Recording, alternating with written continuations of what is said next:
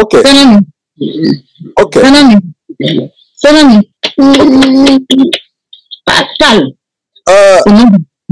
Ouais, maintenant, quand il est question comme ça, voilà, elle a commencé par être tourmentée. Voilà, elle tourne la tête de Jésus-Christ. Comment elle lui L'esprit impur. Nous prenons sur tout esprit impur qui va empêcher cet enfant de parler. Tout démon. L'autorité sur tout démon. Vous n'allez pas empêcher cet enfant de parler. Cet enfant va confesser les œuvres de la sorcellerie au nom de Jésus-Christ. Vous n'avez aucun pouvoir. Vous lâchez le corps de cet enfant. Vous lâchez son corps. Elle va parler maintenant au nom de Jésus-Christ. Chers frères et sœurs en Christ à travers le monde, le témoignage que vous êtes sur le point de suivre est l'une des plus grandes illustrations de ce que l'amour est une puissante arme contre la sorcellerie. Je reprends, l'amour est une puissante arme contre la sorcellerie.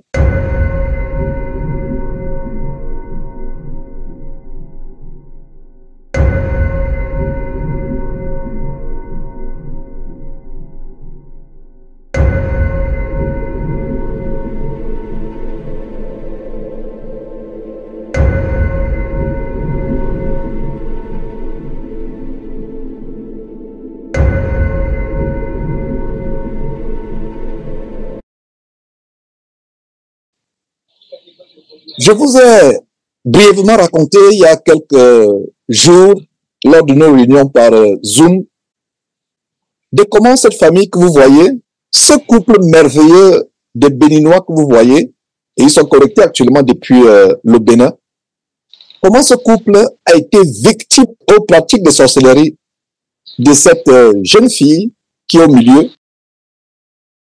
Cette jeune fille était une parfaite inconnue à cette famille. Cette famille, à cause de sa bonté, à cause de son cœur en Christ, à cause de comment ils ont été transformés par l'amour de Jésus-Christ, ce couple merveilleux, Claudine et Roger, ont ouvert leur maison à cette gamine qui habite au village. Ce couple lui a ouvert leur maison, non seulement à elle, mais à sa petite sœur. Et pour les remercier de leur acte d'amour, cette fille, jeune fille qui a été initiée à la sorcellerie depuis plusieurs années, depuis son bas âge, a tenté à plusieurs reprises d'empoisonner Roger, non seulement physiquement, si je l'ai bien compris, sauf si je me trompe, au travers du poison pourra, le raticide, mais aussi par voie mystique, au point où Roger est presque mort.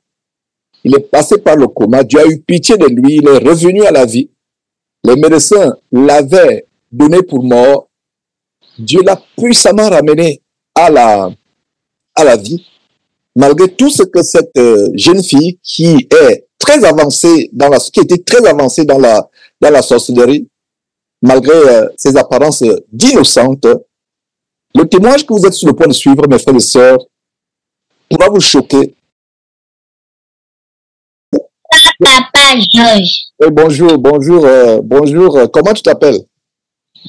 Je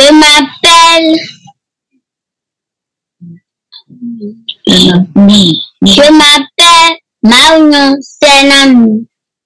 Senami, c'est ça? Senami, c'est ça? Oui, Senami Anouia. Senami. Ok, Senami, tu as quel âge? Tu connais moi d'où? 11 ans. 11 ans. Oui. Tu connais qui est Jésus-Christ? Tu connais Jésus? Ami Jésus-Christ.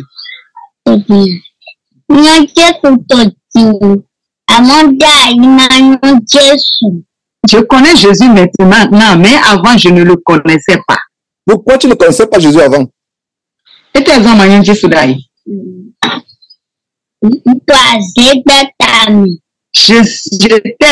la confrérie de la sorcellerie. C'est pourquoi je ne connaissais pas Jésus. Ok, très bonne question. Effectivement, quand on est dans la sorcellerie, on ne connaît pas Jésus. comment tu es entré dans la confrérie de la sorcellerie?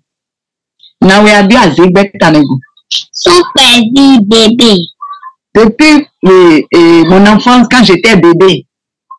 Et comment tu es entré dans la sorcellerie étant bébé?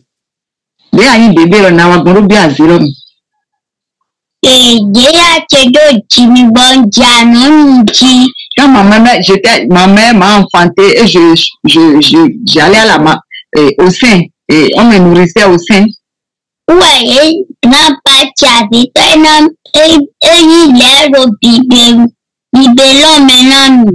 quand j'étais à la nourrisson, mon grand-père a mis du lait dans le biberon, dans mon biberon. Bon, elle a dit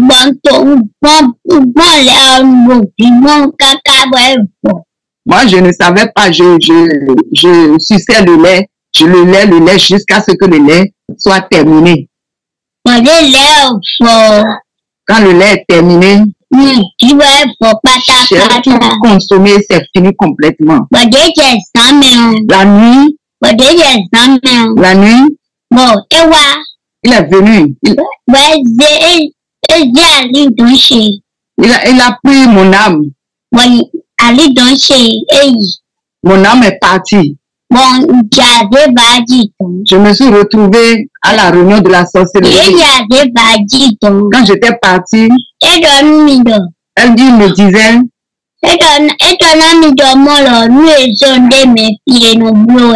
ici, si on te commande quelque chose, tu dois le faire, tu dois exécuter. J'ai dit, je le ferai. J'étais encore bébé.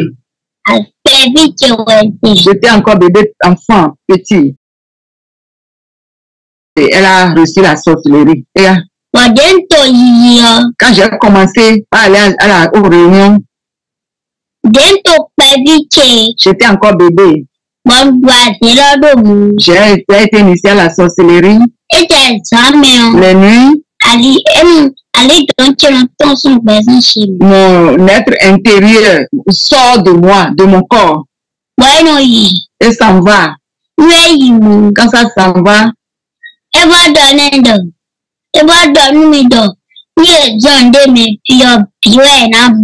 quand mon âme est repartie encore, on lui dit chaque fois que ici tu es arrivé là, si on te commande quelque chose, tu dois tout faire. Si tu ne le fais pas, tu vas mourir. On va te tuer. J'ai pris l'engagement de tout faire, d'obéir. Ils ont pris le sang dans une calebasse. Et qui t'a donné ça? Mon grand-papa a pris le sang. Il a apporté une calebasse de sang. Et lui a remis ça. Il m'a dit de boire. Je ne connaissais pas ce qu'il y a dedans. Et j'ai dit que je ne prends pas ça. Il me dit de prendre, il lui a intimé l'ordre de consommer ça. Je dis que je ne bois pas ça là. Troisième fois, il me dit encore de consommer. Et j'ai pris, j'ai avalé ça. Quand j'ai fini de boire, j'avais des difficultés pour avaler. J'ai pris une petite quantité. Il me disait que c'est de l'eau. Et j'ai dit cette eau-là n'est pas buvable. Il me dit l'ordre de boire ça et forcer. Et j'ai été obligée de boire. Quand j'ai pris courage, j'ai tout avalé. Il me demande de prendre mon doigt là et de raser, c'est-à-dire ce qui est à l'intérieur là, de raser ça. D'enlever ça avec mon doigt. Le reste de sang qui est dans la calebasse, lorsque j'ai remis ça avec mon doigt, il me demande d'aller verser ça sur le fétiche. Le sang là venait d'où? Le sang, c'est dans mon autre son. Il a dit qu'il est parti à un endroit là, il est rentré, il a puisé, il a pris le sang là dans une calebasse. Il a dit que c'est le sang humain. Une personne, des gens qui ont déjà égorgé. C'est son sang qu'il a mis dans une calebasse. Et quand j'ai fini, il m'a donné ça et je l'ai bu. Quand j'ai fini, j'ai bu. Il m'a dit de prendre mon doigt là, de mettre ce qui reste là, comme on l'a un plat là, de mettre de tout ensemble. Il me dit, voilà les fétiches qui sont là, les vaudous qui sont là. Va verser sur un des vaudous que tu as choisi. Quand il a dit ça, j'ai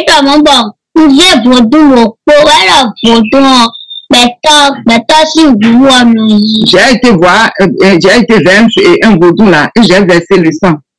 Et il me dit que le vaudou auprès de qui je suis parti là, lui ne fait que consommer le sang humain. Quand il m'a dit ça, alors tu peux faire ça? J'ai dit oui. J'ai dit oui. Maintenant, je vais te commander quelque chose.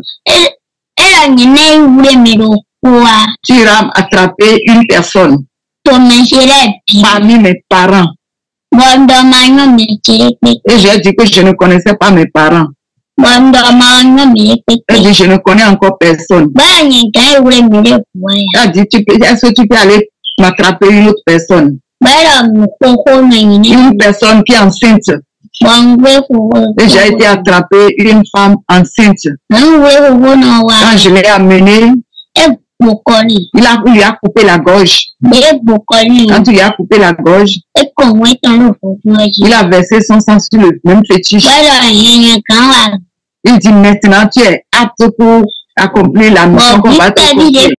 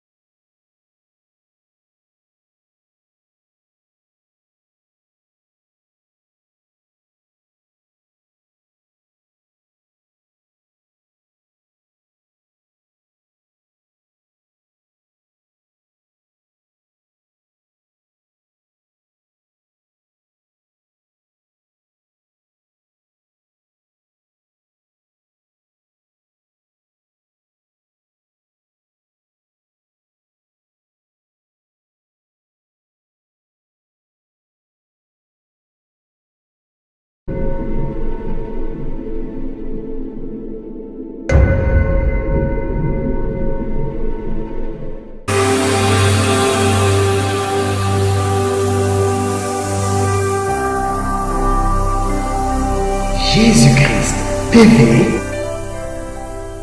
vous connaîtrez la vérité et la vérité vous affranchira.